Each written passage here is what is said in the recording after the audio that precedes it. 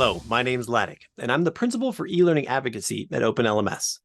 The presentation you're about to watch is one part of our AI and Learning Summit. I encourage you to check out all of the talks in this series as we discuss the tools of today, the near and not so near future, and the challenges we need to address around these new technologies.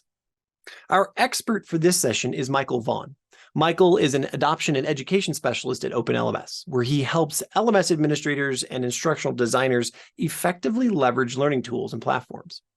Over the last 15 years, Michael has also served as an LMS trainer or administrator at public, private, and community college schools, and has helped clients develop and apply instructional technology skills. In addition to his work at OpenLMS, Michael has made significant contributions to the field of education. He served on the advisory board for the REALIZE grant, Realizing Inclusive Science Excellence in Biology, Chemistry, and Physics, at Radford University, which was a 5-year program that's supported by a $1 million grant from the Howard Hughes Medical Institute. Michael also co-founded Elon University's first makerspace, where he helped establish a grant program for student makers. Please join me as we welcome Michael on the main stage for the rise of AI and ChatGPT in L&D, opportunities and challenges.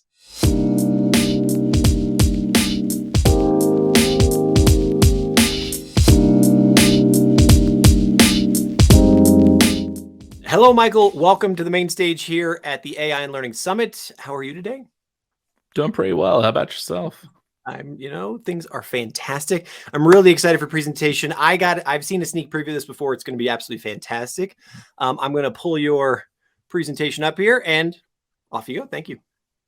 Awesome. Thanks so much. And thanks for having me at the conference. I really do appreciate being able to share the stage with so many other amazing presenters that you've got here. So this is a session that we've been developing for a bit called The Rise of AI and ChatGPT in Learning and Development. So we have these emerging tools. These tools are very powerful. The idea is what impact does that have on the world of learning and development? Does it help us as course and content creators?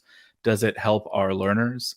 And what are some of the drawbacks that go along with that? So I'm really excited to talk about some of the opportunities that AI brings to the world of learning and development, but also some of the challenges, like very real, honest conversation about the challenges that come along with that as well.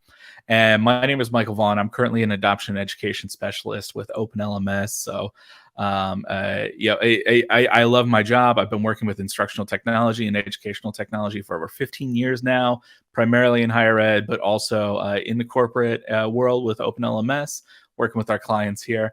I love presenting and training. I love coming up with new things to talk about. I love taking complex topics and try and translate them down and make them really approachable and attainable. And I also have 2 really incredible daughters. They're really cool people. They're 1 and 3, but they're really, really cool. I can't say enough nice things about them. So when it comes to AI, this feels like a new topic. This feels like something that has recently emerged and is becoming bigger, but we've actually been working on AI since about the 1960s. And your day is already fully powered by AI. You've been using AI for a very long time without realizing it necessarily, because very often it's used to assist other technologies in doing things really rapidly. One really common example is if you have a smartphone, you probably use a biometric scan to unlock your phone very quickly. So it either scans maybe a fingerprint or it scans your face, and that is all AI powered. So while there's hardware that is scanning your fingerprint or scanning your face, what that hardware is doing is it's collecting sometimes tens of thousands of data points, and then AI is being used to rapidly analyze those data points to verify that you are actually you. And the cool thing is that technology can grow and change and evolve through a process called machine learning, where, for me, I have facial hair. As my beard grows out, my phone still recognizes who I am because it's learned that like my face will change and evolve over time. It knows that I wear glasses and I have multiple pairs of glasses that I wear in different circumstances. Right now, I wear this pair during recordings because it has an anti-glare coating. So these aren't usually the glasses that I wear around the house, but it knows who I am because it's learned. You also use AI behind the scenes for spam and scam filters on your email. It just all happens automatically because there's not somebody at Google, there's not somebody at Microsoft who's looking at every single email that comes in to go, is this spam? Is this a scam? Let's just take it out of the inbox.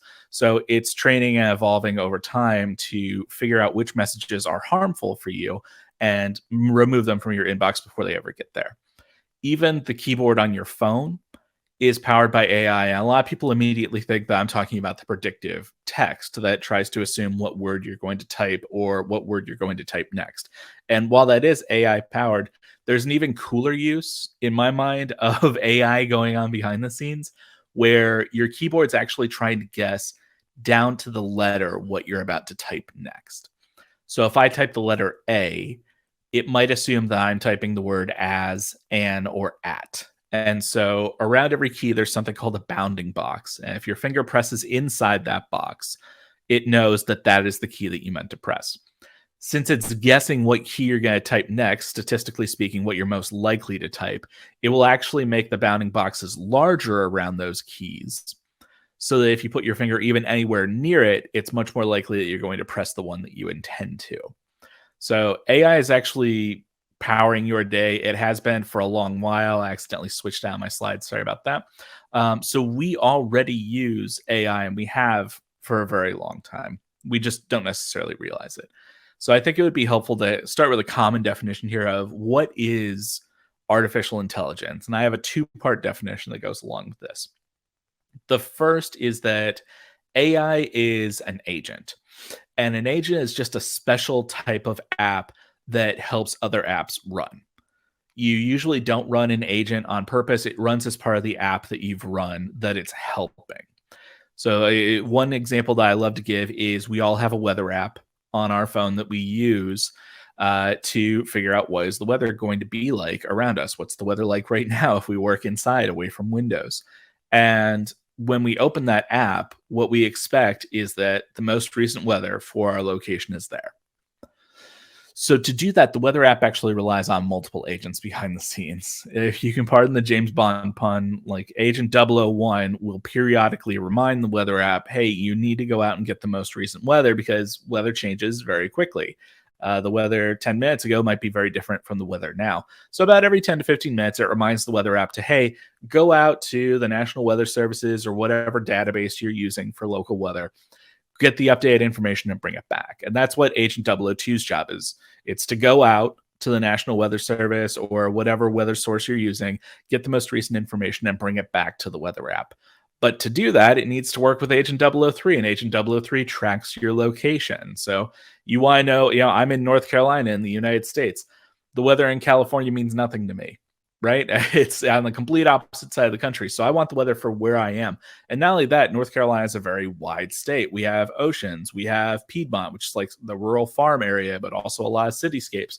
And then we have the mountains. So, the weather in the mountains is going to be very different from the ocean versus the Piedmont where I am. So I need to know the weather for right here. All these little agents will work together. So Agent 003 has been tracking my location. It knows where I am.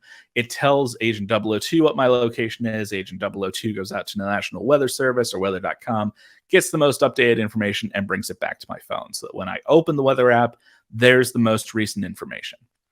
All of these agents are just running behind the scenes to help other things. So AI is an agent. That's the first part of our definition, but it's an agent that demonstrates some level of intelligence. So it attempts to mimic how a brain might think about a problem or a situation and then generate conclusions in a way that we as humans might, but faster.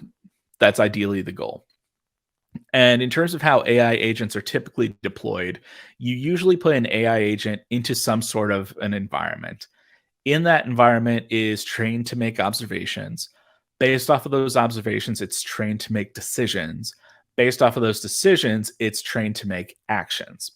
This is sort of like when we put together a jigsaw puzzle. So if we're the AI in that metaphor, the tabletop with the puzzles is our environment.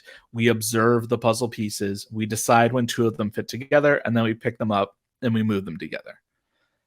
This is something that happens all the time with AI and AI implementations.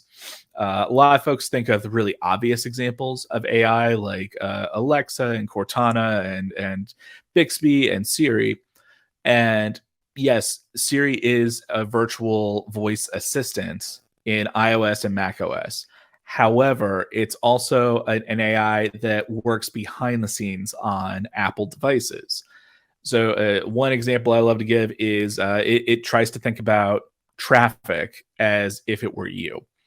So if I have a meeting in an hour that requires me to leave my home where I am right now and drive across town, I would probably check the traffic about an hour ahead of time just to make sure that there's no construction or anything like that. Because if there is, I'm going to need to leave early. And the cool thing is, Siri, as a built in AI agent, is actually doing all that behind the scenes for me as well. Because Siri knows my location, Siri knows my calendar. So Siri can go, Michael is at home, but in an hour he has a meeting that's across town. Let's preemptively check the traffic. Oh, there's construction. So send Michael a push alert that says you need to leave earlier because of construction along your route. And that's essentially what it's doing. It's thinking about the situation the same way that we would. It's making observations about my location and my calendar and where I need to be. It is deciding to check the traffic, and depending on whether or not that alters my travel time, it acts by letting me know that I need to leave earlier. So this is the general idea of how we have a sort of relationship with AI without actually realizing it. It doesn't always have to be as explicit as using a tool like ChatGPT. It's very often just happening in the technologies we already use and are familiar with. One concept of AI that I won't be touching on today, but I do feel compelled to mention, is the concept of machine learning, which is a feedback system for artificial intelligence. And this is a way for artificial intelligence to improve itself and to improve its models. This feedback sometimes comes from human beings, basically me giving a thumbs up or a thumbs down to ChatGPT's response to something, as an example. Or the AI model can actually be trained to make those observations itself and collect its own feedback and then improve the model based off of that. So machine learning just means that it's possible to build an AI model that can learn to improve itself over time using feedback from either humans itself or a combination of those both. Since we'll be talking about specifically ChatGPT today, I think it's also helpful, now that we have a working definition of AI, to talk a little bit about what ChatGPT is before we get into some of the opportunities and challenges behind these technologies. And when it comes to ChatGPT, ChatGPT is an AI chatbot that uses a special form of artificial intelligence called a large language model. And the idea behind a large language model is it's looking at an incredibly large data set of words. It's usually books, websites, Wikipedia, anything that it can find online. It might be journals and scholarly articles and newspaper articles and magazine articles and things like that. So a lot of online writing, but just this massive data set of writing. And it's trying to figure out what words appear together very frequently and what phrases appear together very frequently and where are the contexts in which those words appear together. That means that if you are using a voice assistant like Siri or something like that, and you give the voice command, I'm looking for a farm of me, it would interpret that and look at that large language model and say the connections between those words, regardless of the context, is very weak. Those words do not appear together very often at all, which significantly decreases the likelihood that this is what the person who gave the voice command is actually asking. But words that are similar or sound similar that have a very strong association together would be the sentence, I'm looking for a pharmacy, which people are much more likely to say or ask a virtual assistant. So that's the idea behind a large language model, is trying to figure out which words have stronger connections to one another. And ChatGPT in particular is a conversational AI, so it's presented in a chat style interface with some level of human personality. So it feels a little bit more like having a conversation with a colleague rather than interacting with a traditional app. In fact, the overall layout is a chat style layout. And in terms of the video that's running in the background, this is just a very brief screencast where in ChatGPT, I just asked, what is ChatGPT? And if you can see this video, I think it's important to note that that was all in real time. I did not slow down or speed up that video. The response that you saw generated was generated live. It was not predetermined. So that definition evolves and changes and grows over time. So ChatGPT came up with that response live and in real time and at the speed that you saw come in. To give you an idea of just how strong the adoption has been for ChatGPT in particular and the impact that AI will have moving forward, it took one of the most popular social networks in the entire world, Instagram, about 2.5 years to reach 100 million active users. So people who are actively using the service every single month. Another really popular social media site, TikTok, it took them 9 months to reach that threshold of 100 million active users every single month. ChatGPT by OpenAI reached 100 million active users in just 2 months. So that's absolutely incredible growth. An incredible number of people are already using this tool to the point where I think even OpenAI was caught off guard by how successful it turned out to be. And I made a priority for this talk to not be overly technical because this is meant to be approachable for anyone. So about as technical as I'll get is ChatGPT by OpenAI, which is the company that makes and provides it, uses a model called GPT. The older version of GPT is called GPT 3.5, and the current model of GPT, the newest one, is GPT 4. GPT 3.5 is a little bit faster. GPT 4 is better at more complex questions, and it's a little bit slower in terms of generating replies, but it's better for more advanced thought. In fact, GPT 4 turned out to be a very, very powerful model within ChatGPT to the point where OpenAI has asked it to take multiple exams, entry exams for things like colleges and different disciplines and practices. And it has passed a tremendous number of tests that you would not necessarily expect. So it's passed the bar exam in the United States. It could become a lawyer. It passed the SAT, which is a college level entry exam. College students in the US, or I'm sorry, high school students in the US would take the SAT and use their scores as part of their application process to colleges and universities. ChatGPT passed it about 300 points higher than the average US high schooler. It also passed 2 of the 3 GRE tests. So it passed the verbal with 99% in the 99th percentile, the GRE quantitative in the 80th percentile. It's passed multiple AP exams. And if you aren't familiar with AP exams, these are exams that U.S. high school college students can take. And if they're graded out of 5, if they earn a 4 or a 5 on the exam, they earn college credit for that class. So they don't have to take that class once they get to college.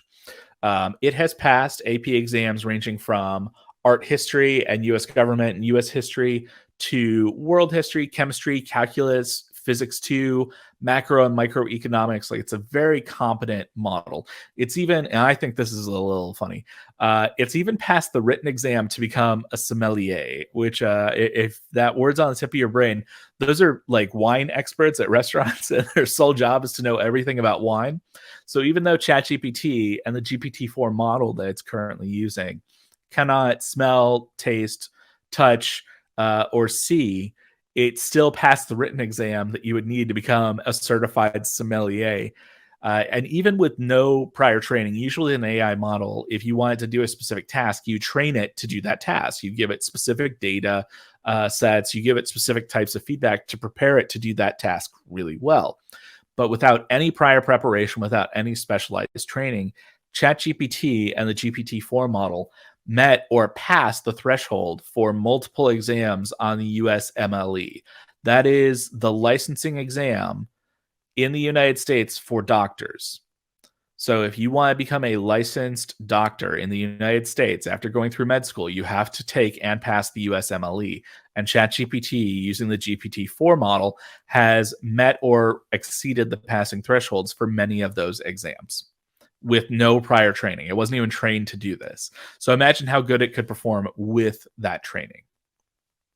So it's an incredibly powerful technology. AI in general is a very powerful technology, and it's becoming more and more approachable and more broadly available in some of its more abstract creative forms. And that is presenting new ethical dilemmas.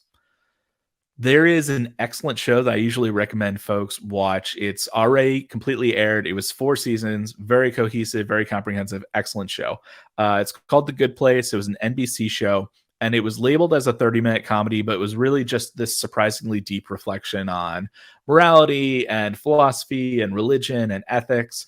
And in one episode, they find out that no one's gotten into heaven for 500 years because modern society has made fully ethical behavior very, very difficult.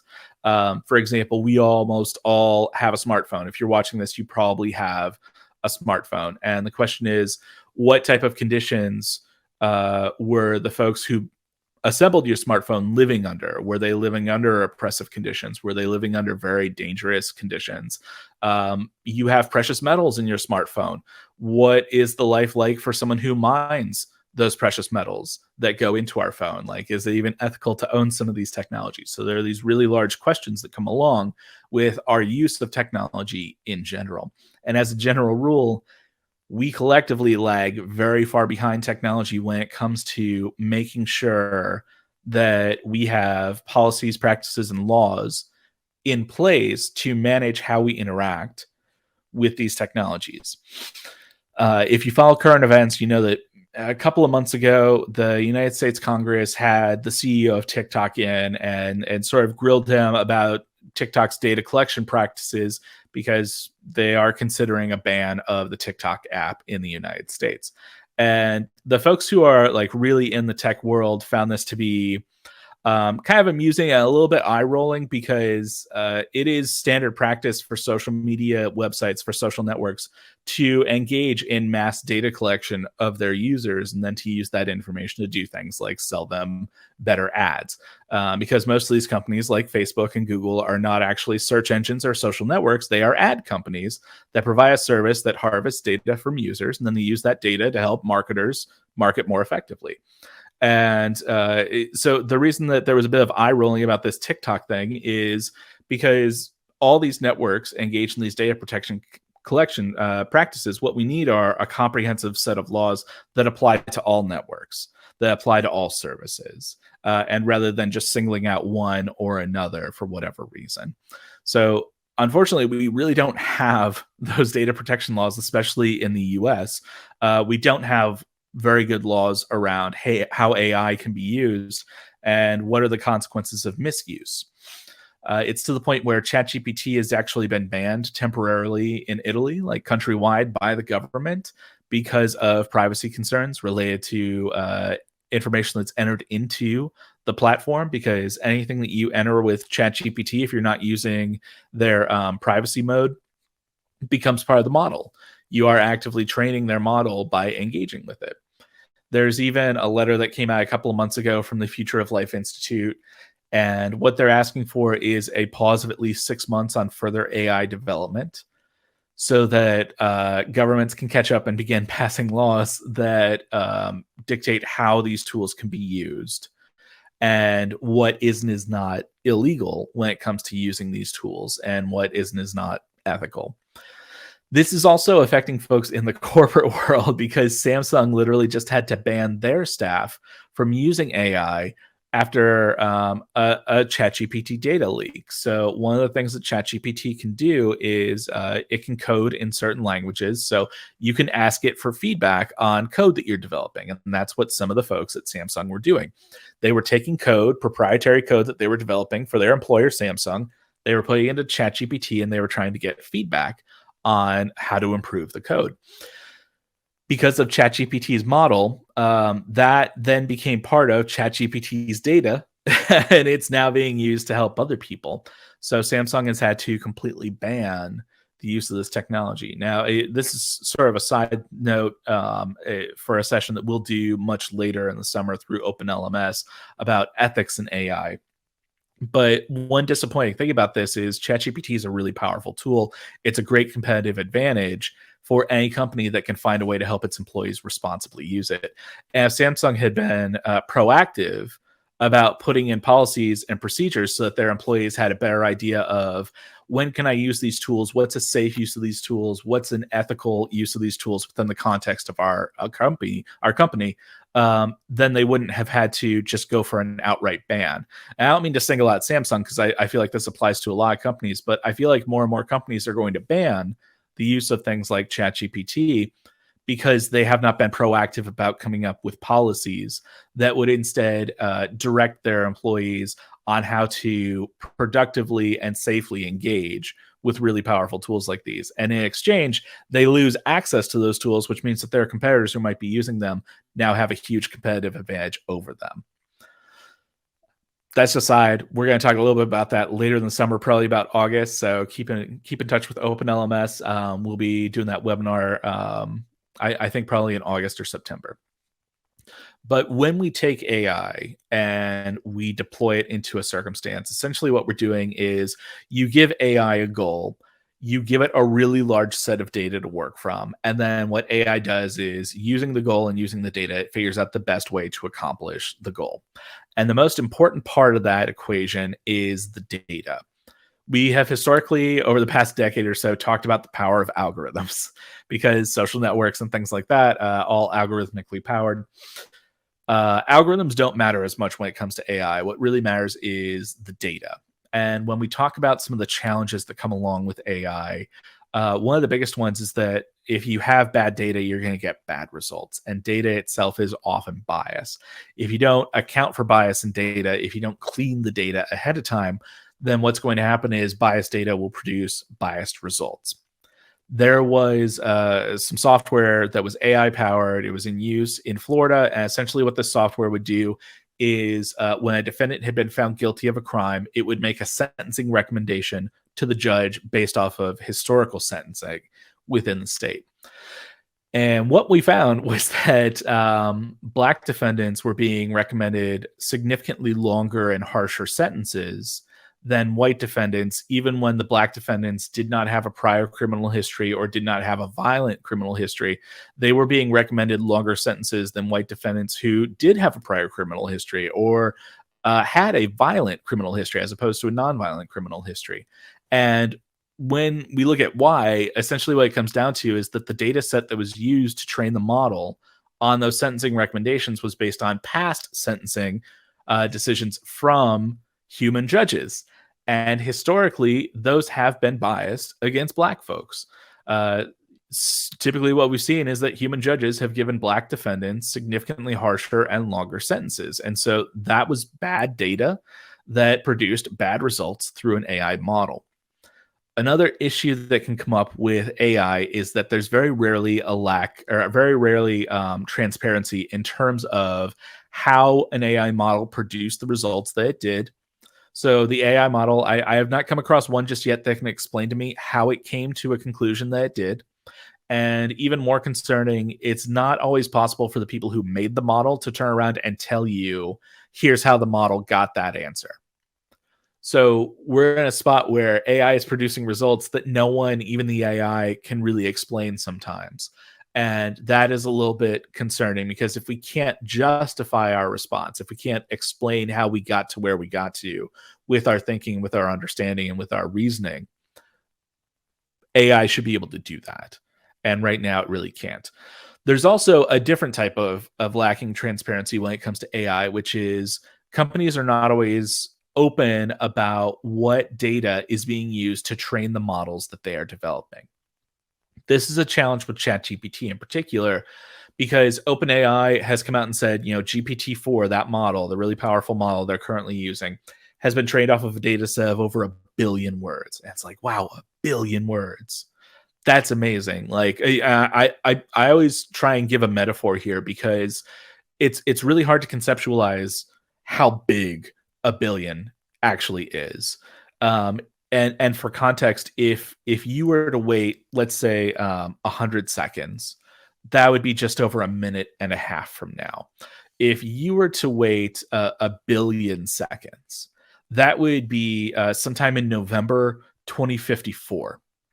And so that would be just a tremendous amount of time to wait. So 1 billion is a very, very large number. It's like, well, what's in the data set? OpenAI won't tell anybody. Technically, it's a trade secret. But that lack of transparency means that there might be intellectual property theft going on. They may be using content that they don't have access to use, and you cannot untangle an AI model in this way. So if you have, let's say, a book that is copyrighted work and the author is not given permission for OpenAI to use it within their model, and OpenAI has, there's no way to pull it back out because it's now influenced the development of the entire model. So you can't just plug and play. Like once everything gets put into the bowl, it's kind of like mixing it up with spaghetti. Like you cannot untangle that mess. And so the lack of transparency means that there might actually be intellectual property theft going on. And we've seen this with other AI models out there. So last November, an app came on the scene called Lensa. It was a mobile app, and it's still available. And it became really, really popular really quickly because what you could do is you could take a bunch of photos of your face and upload them into the app and pay them like $7 or $8, and they would generate all these AI avatars of you in a bunch of different circumstances, and they all looked really cool. Like I did it too because I thought it was really neat. Like it seemed like a really cool service. And there was one, I put a photo up on the screen where it was like a futuristic astronaut type spacesuit type deal, and the colors are cool, the art style's cool. Like this is really neat. I would have paid someone a lot of money to do this by hand. And I will say not all of the photos were great. It was kind of a coin toss. Some of them were excellent, some of them were not. But one unfortunate thing that started to happen is in early December, some artists were pointing out that, hey, Lensa is generating results that look a lot like my artwork. And they were showing some comparisons that were very, very, very close. Now, if you know anyone who works as an artist, what you would know is that it takes a very long time to not just develop your own unique style, but to refine and perfect that style. And it takes several years to do that, if not a lifetime.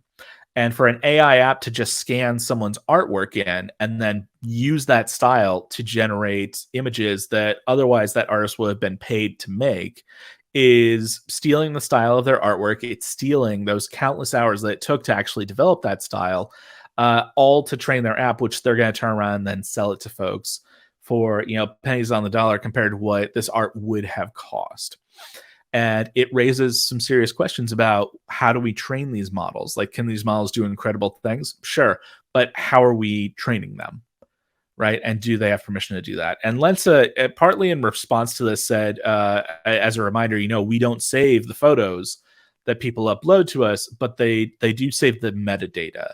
And I think this is one of those things where like it's a very clever bit of PR where it's like we tell the truth in a way that sounds good, when in reality, like it's not exactly what most people will interpret this as.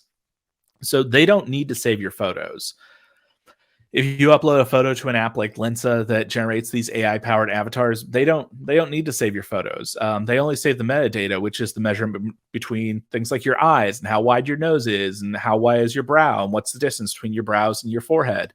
And that metadata is that measurement of your face. That is what actually helps the model grow and learn and improve. So they don't need the photos. They just need the math behind them. And so it's one of those things where like a company is telling the truth about data and privacy, but most people are not reading it necessarily in the way that it actually is intended, if that makes any sense. And I've been talking about this with social media for a long time because we engage in a practice like this with social media, and we have since Facebook launched in 2004, 2005. Where we understand that they're going to be collecting data about us in exchange for our free access to the service that they've created. And one thing that I told first-year students why I talked about social media, one thing that I tell other audiences why I talk about social media as an example is if you're not paying for something, you're not the customer, you are the product being sold. And the same is true for AI-powered tools. Because if you are not paying for something like ChatGPT, their free tier gives you access to their older 3.5 model.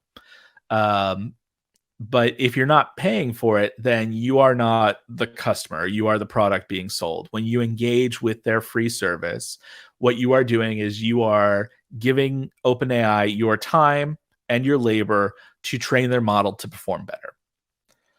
And most people are actually okay with that trade-off. It's not necessarily unethical. This is an existing business model that a lot of people are really comfortable with. But it is worth having an open conversation about the fact of what are you training in exchange for access, right? And speaking of access, I mentioned the free tier of ChatGPT just a moment ago. That is freely available, but it uses the older model. And if the servers are ever overwhelmed, the free tier folks lose access to the service. They will be temporarily blocked from using the service because there's just too much demand on the system. However, OpenAI has a service called ChatGPT Plus, of which I am a subscriber. And what that means is if their servers are overwhelmed and their service has to go down for the free tier folks, I still get to use it. And not only that, I get to use GPT-4, which is their newest and most powerful model. If AI, like I expect, is widely adopted, these generative AI tools like ChatGPT are widely adopted, who gains full access to the tools and platforms? Who gets full access to this incredible tool that is very powerful, that can do these really incredible things? And I do think it can create a situation where we have some haves and have-nots. And I do think that longer term, what you're going to see is these tools are going to start being provided through employers and through schools, so that folks can access them that way. Right now, there are some free implementations of this. For example, I use the Microsoft Edge browser, and as part of Bing search, they're an investor in OpenAI, so they actually have an OpenAI powered search now, where you can interact in a chatbot style interface. That's freely available. You don't have to pay anything extra for it. You just download the Edge browser, and you can use it right from there. But again, if I have to pay for a higher tier access to a service that's really, really powerful and other people can't afford that, I think about folks who are chronically disabled and living on disability. In the US, I believe you're allowed to make up to $1,400 a month. And if you make more than that, you lose your disability benefits, including your health care. And so I don't imagine that someone who is chronically disabled, as an example, would have the fluid supplementary income, disposable income of $20 a month to pay for a service like this. So access certainly is an issue when it comes to the ethics of AI. And as you can tell, it's not an exhaustive list here. There's a lot of stuff that we need to consider, like who has access and what does that access look like? How are results calculated? What data is being used to calculate those results? Is that data compromised or biased? Has it been cleaned? Was that data misused? Did they have permission to use it? And even in educational contexts, are learners using it to cheat? Right? It's a really obvious question that we're not going to spend too much time on, but it is certainly a valid question. So what's my point in the grand scheme of things? About 20 years ago when I was in college, my college switched from using the physical metal keys in the residence halls to swipe cards. And they had really pumped this up. It was a multi-million-dollar initiative because it was the second largest school in Ohio at the time. And so just tens of thousands of students, dozens of residence halls, and they just went around, they rekeyed all the doors. So you got these swipe card, tap card access instead of having to use a metal key. It made rekeying the doors much cheaper and faster. And they plugged the security like, hey, only you can get into your building. Not everyone has a skeleton key now to get into a building. They have a tap card, and if someone's like a bad actor, gets suspended or something, we can disable their card right away. They can't get in. And then 3 weeks into this shift, they had to do training with all the students because that very expensive security system was thwarted by literally people holding the door open for the person behind them. So it's literally a situation of with great power comes great responsibility. What I like to tell folks is AI platforms and tools are really only as safe as their most dangerous users. And I know I didn't give these examples in here, but there are certainly other forms of AI that are very powerful and very concerning. One of the most common that gets a lot of headlines is called deepfakes. And essentially what you can do is you can take someone's face and you can put it on someone else's body in a video or a photo. And I hate to let minds wander, but clearly that is a technology that could be horrifically misused. My biggest concern with deepfake technology at the moment is in the US, we are a year out from another presidential election. It will be a major election cycle. It's not just presidential election, but plenty of elections at both the state and local levels. And what will happen when misinformation spreads very quickly? What happens when deepfake videos start to come out that might sway an entire election? So I am a little bit concerned about those. I know this can sound a little doom and gloom, but I do believe it's important that when we talk about how cool these tools are, that be balanced by a very frank, honest conversation about the challenges that come along with AI, that come along with tools like ChatGPT, because they are powerful. However, they require very responsible use. And right now, there aren't many laws in place to guide that. There aren't really company policies in place to guide that. And these are conversations that we should be having when we choose to engage with really, really powerful tools. So, along those lines, I hate to be a little bit of a bummer and then turn around and be like, oh, everything's so great. But these things are pretty great. If you can find responsible, ethical ways to work them into your workflows, they are incredibly powerful, incredibly useful tools that can dramatically expand what's possible for you to rapidly create. And that's one of the things that I really love about AI. It does something that helps solve a problem that we have that we will never be able to overcome. And that is that we can hire more people, we can buy more tools and services, but we cannot buy more time. Time is going to move forward whether we want it to or not. We cannot do anything about that. But where AI excels is in speeding up tasks that take us a lot of time to do. And no one in their right mind would complain if a carpenter showed up to build a deck for your house and they used an electric drill instead of a hand screwdriver. And why is that? They're both the same tool at the end of the day. They both do the exact same thing. But you would be okay with them using the electric screwdriver over the hand screwdriver because it's faster and their time costs money, right? And I look at ChatGPT as an example in the same way. I actually use it daily for my work. I had tried it out of curiosity and because we were going to do a webinar about it. And it turned out to be too useful for me to not incorporate it into my daily life, and not only my work life, but my personal life as well. So one of the areas where it's really, really helpful is that fire starter moment, where getting started is sometimes a challenge, especially when it comes to writing. Despite, even if you really enjoy writing, sometimes getting started with writing can be pretty difficult. So using ChatGPT to generate something like an outline or a list of potential topics or a list of potential titles can be really, really helpful. This is a setup that we're already familiar with and already use very, very frequently. My boss's name is Amy, and Amy has a top level view of the responsibilities and projects for our team. She strategically assigns direct reports like me to those projects.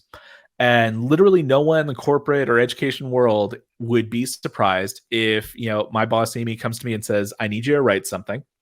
And she says, we're going to run a webinar on micro learning next month. So I need you to come up with the title, description, and then rough out an outline.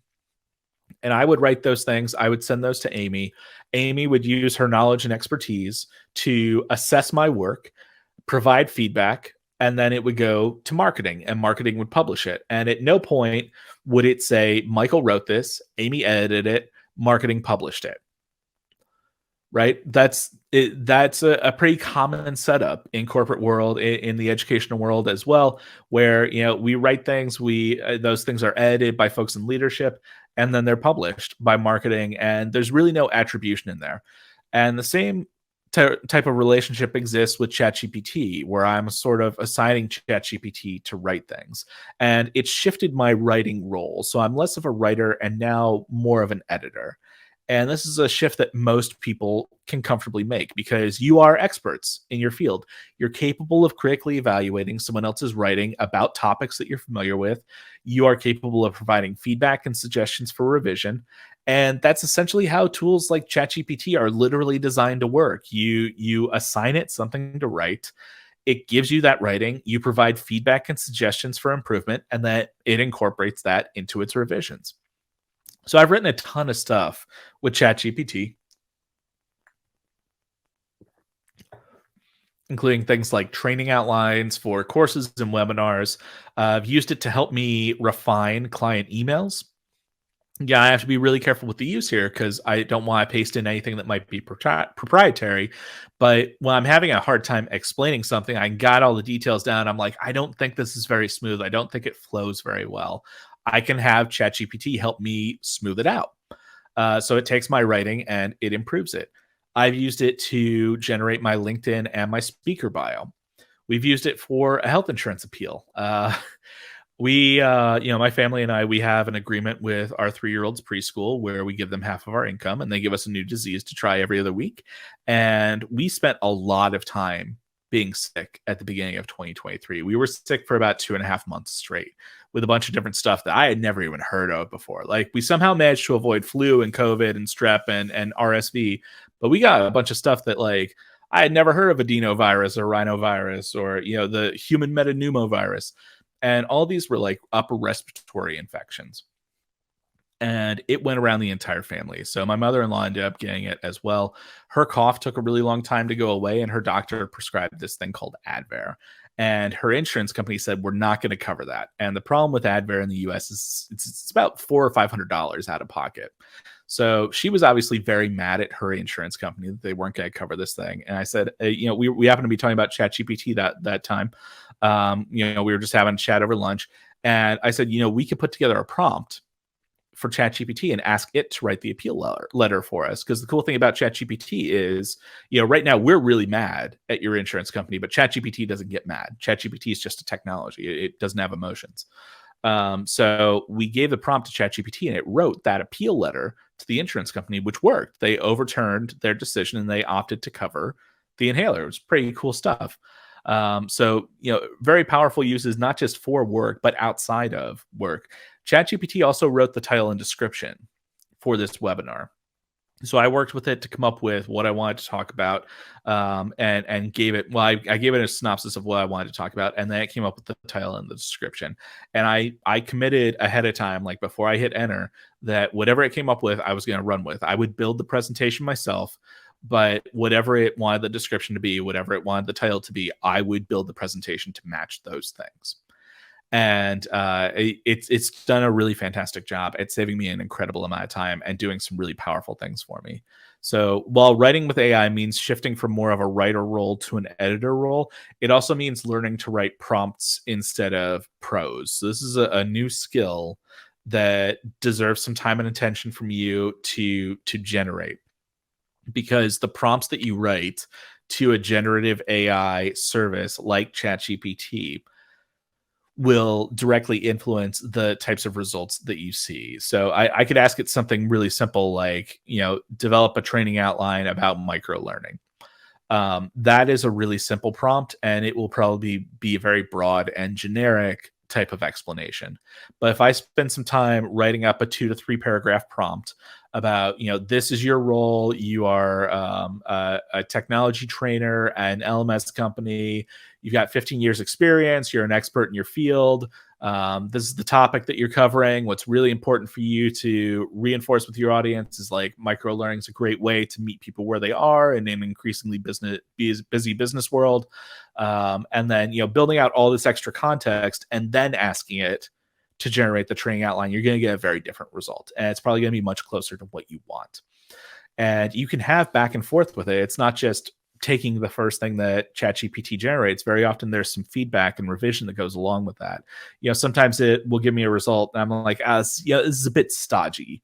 And so I'll turn around and say, let's make it just slightly more casual, not like super casual, but just a little bit more casual and approachable. And it will rewrite it to be just a bit friendlier in the language. So little things like that. It's just a back and forth. And one question that I love to ask ChatGPT after I get the results that I want is, what prompt would I have had to write to generate this exact answer? And that tends to be a really helpful learning experience for me to figure out how could I have done this a little bit better. All right. There are multiple applications of technologies like this within the learning and development environment. There's a tremendous amount of potential with AI, not just ChatGPT, but AI in general. And there are 3 uses in particular that I find to be especially powerful. Now, one that we talked a little bit more in depth about a month ago, I think at this point, is accessibility. And it has never been easier to make content more accessible by default than it has through the use of AI-powered tools. I think accessibility has historically, especially in like higher ed as an example in K-12, where it's legally required. It's also legally required in the workplace. But in education in particular, there's a lot of focus on it. And very often there's a reactive approach to requests to make content accessible because the content is not already accessible. And the reason it's not already accessible is because historically it takes a really long time to do accessibility. It's sort of like traffic laws. Like, we know we should come to a complete stop at a stop sign, but sometimes we roll it. And we know that we should drive the posted speed limit, but sometimes we drive a little faster, right? And same thing applies with accessibility. We know we should be making our content accessible by default, and many of us don't. Why? Because it's not convenient and it's not fast. Transcripts are a great example of this.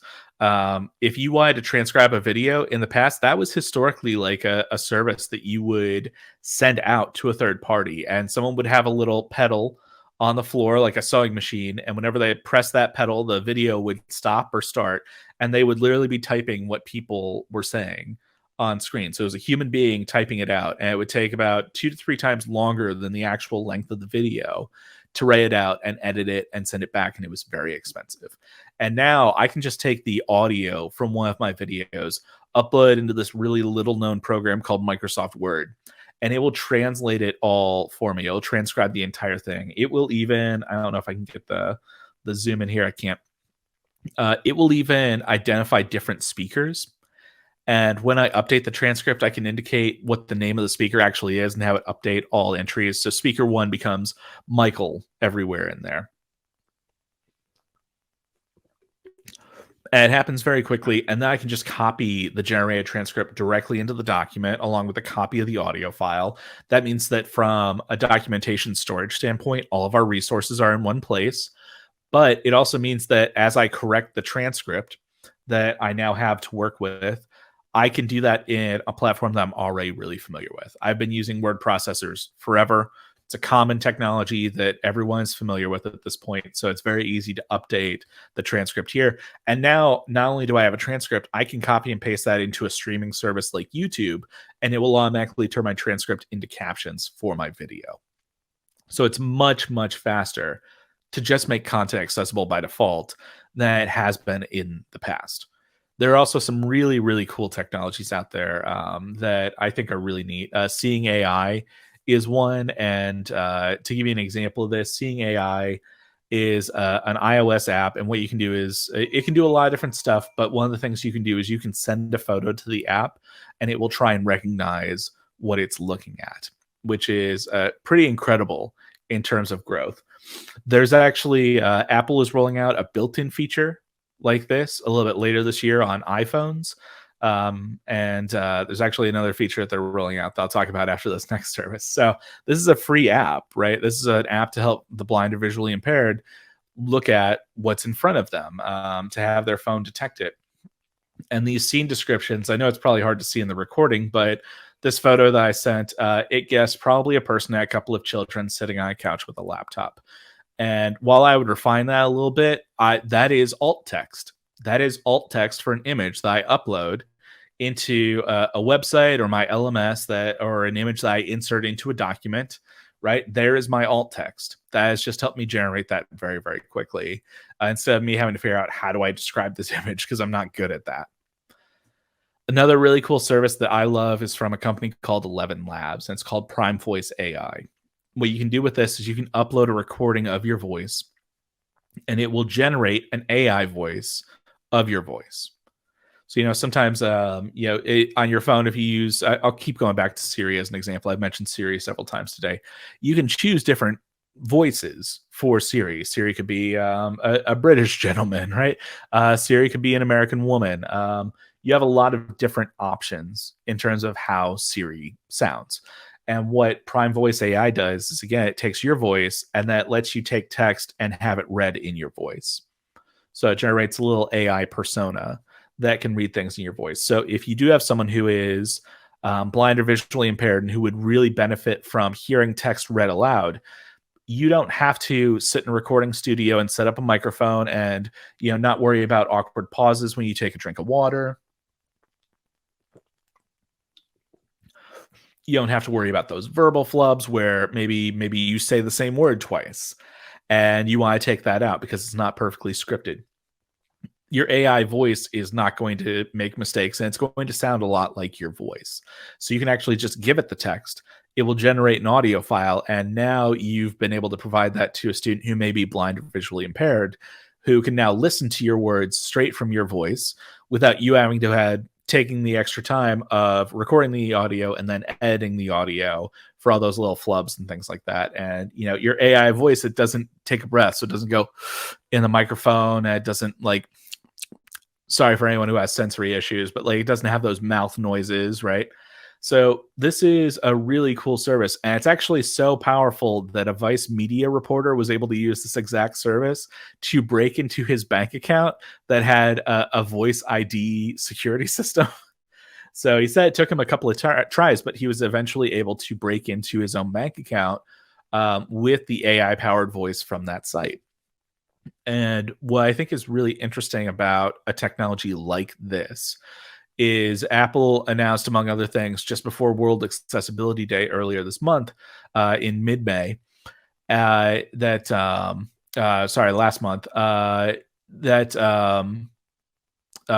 have a service. I can't remember what it's called, but generally what it is, it has like a 15-minute setup where you just read through different words and phrases, and then it generates an AI version of your voice. And if you are at risk of losing your voice, or if it's difficult, like let's say you have COPD and it's hard for you to talk for a while because then you start to cough, and the more you talk, the more you aggravate your throat and your vocal cords, and you're more likely to cough and be in discomfort. You can train your phone to speak the way that you speak in your voice, and even use that during FaceTime calls. So it's a really cool service that's going to be rolling out. And what that tells me is that this is not just a one-off service from a site or a company that you've never heard of before. This is going to become standardized. This is going to become a broadly available tool, because iOS is on hundreds of millions of devices, and to have it roll out this new accessibility feature that could conceivably work on quite a few of those available devices right out of the box is pretty incredible reach. So I'm looking forward to that. That should be later this year in 2023. Also, it can really help with rapid course development. AI is very good at speeding up tasks that take a lot of time historically. And so rapid course development is absolutely one of those things. So if you need to work up a training outline, like you know what you want to cover, but you don't know what's a good flow or what's a good way to do this, you can work with an AI tool like ChatGPT to work out an outline that flows a little bit better. You can use it to generate course content alongside you. So you can give it prompts. You can even have it do like placeholder content. So you don't have to do lorem ipsum. It could be something that sounds like actual words. We just looked at audio narration. Audio narration is not going to make a mistake. It's going to generate much faster than you could record. You just give it the text and you train the model on your voice, and that's it. Even text transcripts, right? Very, very easy to do now that AI can generate the first draft of the transcript, and then you loop back and you fix it and you perfect it. Things like avatars and graphics can be generated. I know we didn't touch much on these services, but avatars and graphics can be generated through this. And just higher quality materials. So you can take the content that you would really love some feedback on, and here's your colleague who, judgment-free, is going to give you feedback and revision suggestions on content that you're working on. You don't have to wait for someone else to be available. You get it literally live in real time. I've also used it to generate assessment questions, including responses and feedback, like individual feedback. So it would generate a question and the responses, and I say, like, well, let's generate feedback to give to the learners if they answer this question incorrectly. And I can generate feedback for those. That generate really complex activities. The most complex thing has been a choose your own adventure style branching activity where the learners are prompted to make a choice, and depending on the choice, they go to a different part of the lesson than if they had made the other. And it helped me map that all out in a really meaningful way. I actually built the activity based off of what it gave me. And one of the most powerful examples of how you could use something like ChatGPT in a learning and development environment is the concept of personas, which is great for role-playing a scenario. Your time is a precious resource, but so is everyone else's. And when you need to talk out or role play a situation, ChatGPT is a surprisingly good stand-in given the right prompt. One thing that we talk about a lot in learning and development is the 4 stages of competence. And I will say that AI works best for folks on the right half of that model. If you don't know what you don't know, or if you're only becoming aware of what you don't know, you may not have very much luck with AI powered tools like ChatGPT, which is why sometimes instructors in higher ed who are seeing students use it to write papers are catching it pretty much immediately. They don't even always need that extra software to try and identify AI writing because it's just very obvious.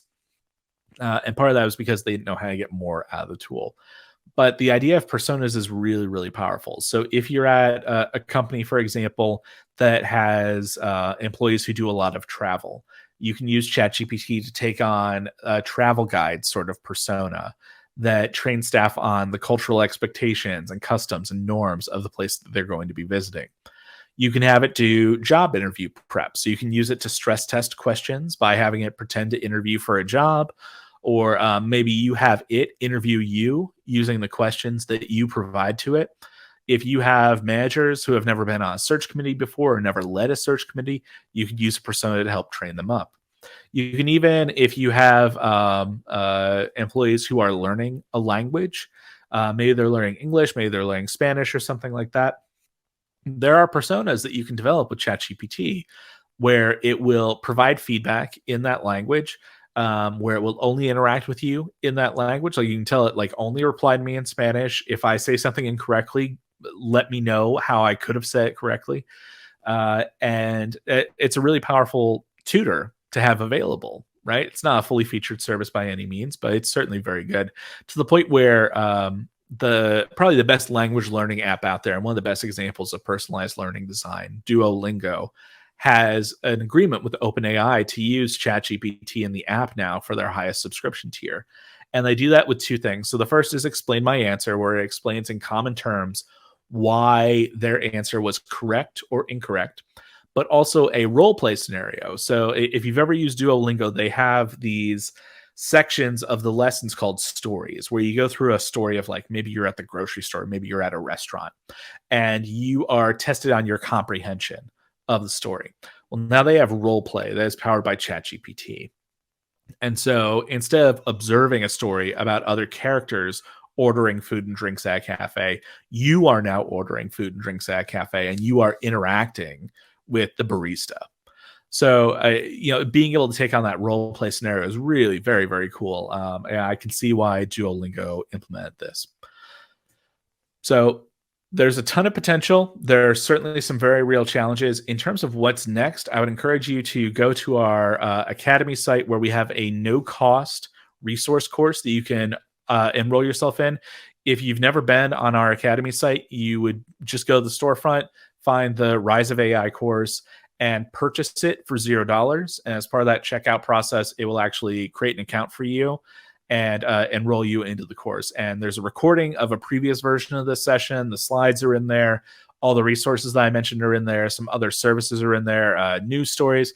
The complex lesson activity with the branching scenarios, I ended up building that. So the ChatGPT generated the content and mapped it out, and I went ahead and built it. So that is available in there. There's a voice recording of me, my AI voice reading something aloud to you, so you can hear what that sounds like. But otherwise, if you want to keep in touch, I've put my email and LinkedIn up on the screen, and I would love to keep in touch after this. But that is my spiel. That was incredible. Thank you so very much for taking a huge piece of your day to walk us through a really, really comprehensive overview of AI, machine learning, ethics, accessibility, how to use it, and the potential for how we're using this in the learning space today. Michael, can't thank you enough for that. Yeah. Thanks so much for having me.